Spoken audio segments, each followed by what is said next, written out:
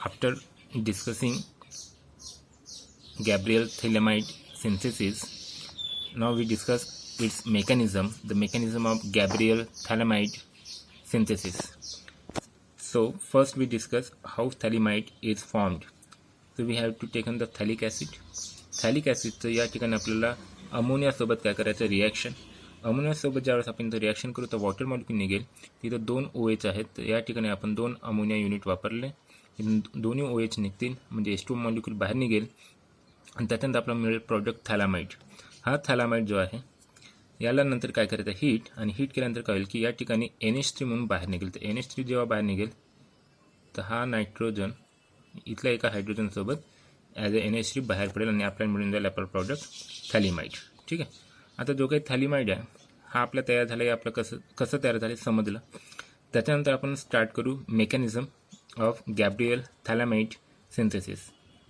तर सगळ्यात पहिले आपण इथं घेऊ थॅलिमाइड. ठीक आहे. आता थॅलिमाइडमध्ये हा जो हायड्रोजन आहे हा ॲसिडिक हायड्रोजन आहे. तर याला रिमूव्ह करण्यासाठी इथं आपण यूज करू अल्कली KOH. ठीक आहे. इथला OH जो आहे हा OH अल्कोलिक असल्यामुळे हा बेसिक ॲज अ बेस मी काम करेन आणि हा सगळ्यात पहिले या ठिकाणी OH जो OH आहे हा Hला अप्रोच करेल आणि जेव्हा हा Hला अप्रोच करेल तर हा जो बॉन्ड आहे हा इथं नायट्रोजनवर शिफ्ट होईल की ज्याच्यामुळे इथं रिमूव्ह होईल वॉटर मॉलिक्यूल. ठीक आहे. आता वॉटर मॉलिक्यूल रिमूव्ह झाल्यानंतर काय होईल तर नायट्रोजनवर एक्स्ट्रा इलेक्ट्रॉन आल्यानंतर त्याच्यावर येईल निगेटिव्ह चार्ज की ज्याच्यामुळे हा K+ त्याच्यासोबत बॉन्ड तयार करेल. ठीक आहे. त्यामुळे आपल्याला मिळेल ही स्पेसिस. आता या ठिकाणी जो काही थॅलिमाइड आहे याच्यामध्ये नायट्रोजनसोबत पोटॅशियम अटॅच झालं तर याला आपण म्हणू पोटॅशियम सॉल्ट ऑफ थॅलिमाइड. ठीक आहे. आता हा जो काही पोटॅशियम सॉल्ट ऑफ थॅलिमाइड तयार झाला आहे it act as a nucleophile. हा काय करेल ॲज अ न्यूक्लिओफाईल काम करेल कारण की नायट्रोजनवर निगेटिव्ह चार्ज आहे. आता निगेटिव्ह चार्ज असल्यामुळे काय होईल ज्यावेळेस आपण याला अल्किल हॅलाइडसोबत रिॲक्ट करू तर अल्किल हॅलाइडमध्ये आपल्याला माहीत आहे R वर असेल पार्शल पॉझिटिव्ह, X वर असेल पार्शल निगेटिव्ह. तर या केसमध्ये जो काही नायट्रोजन आहे हा नायट्रोजन अटॅक करेल अल्किल ग्रुपला. जेव्हा अल्किल ग्रुपला अटॅक करेल तर हे जे इलेक्ट्रॉन्स आहे हे इलेक्ट्रॉन शिफ्ट होतील X वर आणि रिमूव्ह होईल X-. आता या ठिकाणी नायट्रोजनने R वर म्हणजे अल्किल ग्रुपवर अटॅक केला तर हा त्यावेळेस नायट्रोजन आणि R मध्ये बॉन्ड तयार होईल आणि हा K जो आहे हा X सोबत बॉन्ड तयार करेल आणि निघून जाईल ॲज अ KX. तर आपल्याला नवीन प्रॉडक्ट मिळेल तो असेल N अल्किल थॅलिमाइड. ठीक आहे. हा झाला आपला N अल्किल थॅलिमाइड ज्याच्यामध्ये नायट्रोजन R मध्ये बॉन्ड तयार झाला आणि रिमूव्ह झाला as a bye product KX. Okay. आता हा जो काही अल्किल थॅलिमाइड जो तयार झालेला आहे याला आपल्याला नेक्स्ट स्टेपमध्ये परत रिॲक्ट करायचं विथ द KOH सोबत. ठीक आहे. म्हणजे आपण म्हणू शकतो की याच्या आता आपल्याला करायचं आहे अल्कलाईन हायड्रोलिसिस. आता अल्कलाईन हायड्रोलिसिस करत असताना KOH वापरतात तर तो आपल्याला परत का देईल OH-. आता या ठिकाणी जो OH- आहे हा OH- इथं बेस म्हणून काम करणार नाही. तर या ठिकाणी हा जो OH आहे हा काम करेल ॲज अ न्यूक्लिओफाईल.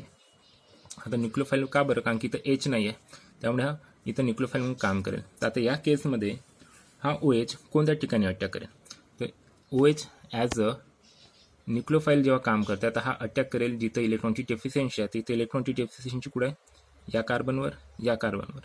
तर जो काही OH- आहे हा OH- या कार्बनवर अटॅक करेल. या OHने या कार्बन अटॅक केल्यानंतर यांच्यामध्ये बॉन्ड तयार होईल. तर 1 2 3 4 5वा बॉन्ड तयार करू शकत नाही कार्बन त्यामुळे हा बॉन्ड शिफ्ट होईल ऑक्सिजनवर आणि आपल्याला मिळेल ही स्पेसिस ज्याच्यामध्ये कार्बन OH सोबत बॉन्ड तयार केला, ऑक्सिजनवर निगेटिव्ह चार्ज आला, त्याच्यानंतर नायट्रोजन आणि अल्किलचा बॉन्ड ते रेडी आहे. ठीक आहे. आता नेक्स्ट स्टेपमध्ये काय होईल तर नेक्स्ट स्टेपमध्ये ऑक्सिजन परत या ठिकाणी बॅक बॉन्डिंग करेल. बॅक बॉन्डिंग केल्यामुळे काय होईल की या ऑक्सिजन आणि कार्बनमध्ये डबल बॉन्ड तयार होईल. त्याच्यानंतर OH ऑलरेडी अटॅच झाला आहे. त्याच्यानंतर कार्बनचे 5 बॉन्ड होत आहे त्यामुळे कार्बन आणि नायट्रोजनमधला बॉन्ड ब्रेक होईल आणि हा बॉन्ड शिफ्ट होईल नायट्रोजनवर. ओके. आणि त्याच्यानंतर आपल्याला मिळेल ही स्पेसिस ज्याच्यामध्ये या कार्बनला OH ग्रुप अटॅच आहे आणि डबल बॉन्डेड ऑक्सिजन अटॅच आहे. ठीक आहे. आणि ज्याच्यानंतर नायट्रोजन आला आहे निगेटिव्ह चार्ज. ओके. तर इथं आपला जो काही प्रायमरी अमाइन आहे तो बनायला स्टार्ट होत आहे. आता त्याच्यानंतर नेक्स्ट काय होईल त्याच्यानंतर या ठिकाणी जो काही नायट्रोजन आहे हा नायट्रोजन ज्याचा निगेटिव्ह चार्ज आहे हा इथं अप्रोच करेल या हायड्रोजनला. ठीक आहे. आता या हायड्रोजन अप्रोच करेल ती इथं काय होईल, प्रोटॉन ट्रान्सफर, आणि प्रोटॉन ट्रान्सफर होईल तेव्हा हा जो बॉन्ड आहे हा बॉन्ड शिफ्ट होईल ऑक्सिजनवर, आणि हा हायड्रोजन या नायट्रोजनला अटॅच होईल. तर त्याच्यानंतर जी काही स्पेसिस मिळेल ती असेल आपली या पद्धतीची, benzene ring CO double bonded O minus, आणि त्याच्यानंतर खालची स्पेसिस जी आहे ती असेल C double bond O N bonded with the hydrogen and bonded with R. ठीक आहे, तिथं आपला RNH तयार झाला. आपलं परत एक हायड्रोजन पाहिजे, आणि त्याच्यासाठी परत आपण या ठिकाणी काय करू, अल्कलाईन हायड्रोलिसिस. तर या ठिकाणी आपण परत KOH घेतला, इथं NH सुद्धा तुम्ही घेऊ शकता, चॉईस आपली असेल. NaH घेतलं तरी काही फरक पडत नाही, KOH घेतलं किंवा NH घेतलं तरी आपल्याला काय मिळेल, OH मायनस. नेक्स्ट स्टेपमध्ये काय होईल की हा OH minus as a nucleophile म्हणून परत या कंपाऊंडवर अटॅक करेल. आता या कंपाऊंडमध्ये अटॅक करताना तो कोणत्या ठिकाणी अटॅक करेल, हा अटॅक करेल या कार्बनवर. ओके, आता या कार्बनवर अटॅक करेल तर काय होईल, हे इथले इलेक्ट्रॉन शिफ्ट होतील ऑक्सिजनवर. ओके, त्याच्यानंतर आपला जो प्रॉडक्ट मिळेल तो असेल हा benzene C double bonded O minus, त्याच्यानंतर CO मायनस. ठीक आहे, हा ऑक्सिजन आहे ज्याचा निगेटिव्ह चार्ज झाला, डबल बॉन्ड रिमूव्ह झाला.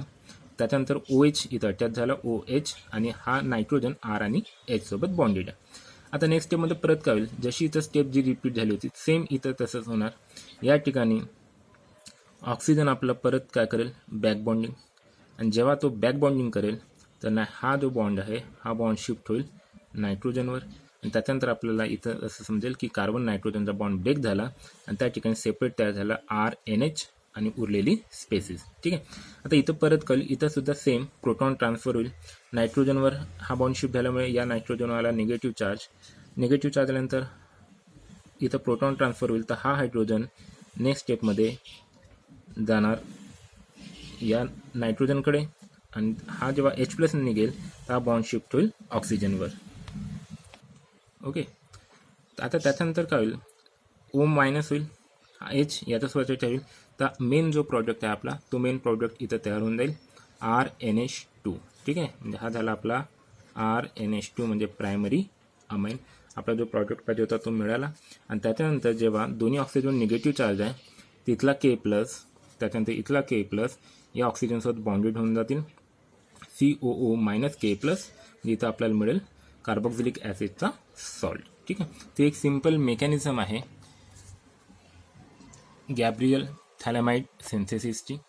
सगळ्यात पहिले तर आपण चेक केलं थॅलिमाइड कसं तयार होते, त्याच्यानंतर थॅलिमाइडपासून आपण डिप्रोटोनेशन केलं बाय युझिंग KOH.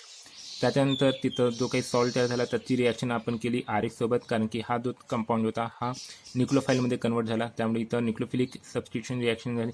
तर या ठिकाणी हा नायट्रोजन Rवर अटॅक करेल. त्याच्यानंतर आपला हा प्रॉडक्ट मिळाला. या प्रॉडक्टच्या समोर आपण अल्कलाईन हायड्रोलिसिस केलं. अल्कलाईन हायड्रोलिसिस करत असताना 2 KOH आपल्या तिथं वापरायचे, आणि ते स्टेप बाय स्टेप आपण इथं एक्सप्लेन केलं आहे. बॉन्ड ब्रेकिंग, बॉन्ड फॉर्मिंग होत जाणार, आणि लास्टमध्ये आपलं प्रॉडक्ट मिळेल प्रायमरी अमाइन. तर हे आहे मेकॅनिझम ऑफ गॅब्रियल थॅलिमाइड सिंथेसिस. या ठिकाणी ही जी स्टेप आहे, या स्टेपमध्ये KOH वापरत असताना आपण या ठिकाणी अल्कलाईन हायड्रोलिसिससुद्धा करू शकतो. अल्कलाईन हायड्रोलिसिस, किंवा फॉर द बेटर यील्ड आपण इथे यूज करू शकतो NH2 बॉन्ड NH2 हायड्राझिन. म्हणजे हा झाला आपला बेसिक हायड्रोलिसिस. आपण इथे ॲसिडिक हायड्रोलिसिस थ्रूसुद्धा प्रायमरी अमाइन बनवू शकतो, आणि हे दोन्ही मेथड न वापरता बेस्ट यील्डसाठी हायड्राझिनसुद्धा या ठिकाणी आपण यूज करू शकतो.